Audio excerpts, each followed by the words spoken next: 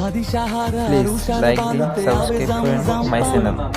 হাদি আজাদির হাসান হোসেন জান্নাতি ফুলদানি, হাদি ইতিহাস পাখি আবাবিল মোসার হাতের লাঠি, হাদি ওমরের অর্ধ জাহান মোরানো শীতল পাটি, হাদি গোলাপের মাতাল গন্ধ খোলা পায়ের আশেদার, হাদি উত্তাল সাগরে জোয়ার আল্লাহু আকবার।